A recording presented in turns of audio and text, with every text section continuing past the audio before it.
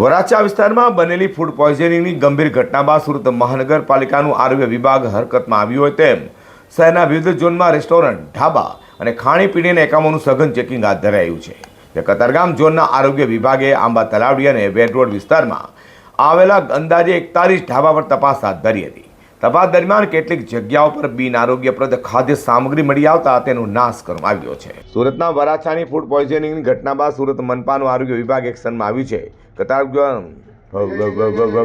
ફરીથી સુરતના વરાછાના ફૂડ પોઈઝનિંગની ઘટના બાદ સુરત મનપાનું પાલિકાનું આરોગ્ય વિભાગ એક્શનમાં આવ્યું છે. કતારગામ ઝોનમાં આંબા તલાવડી અને વેડ રોડ વિસ્તારમાં આવેલા 41 જેટલા ઢાબા પર આરોગ્ય વિભાગે સઘન ચેકિંગ હાથ ધર્યું હતું. તપાસ દરમિયાન કેટલીક જગ્યાએ બિન આરોગ્યપ્રદ ખાદ્ય સામગ્રી મળી આવતા તેનો નાશ કરવામાં આવ્યો હતો.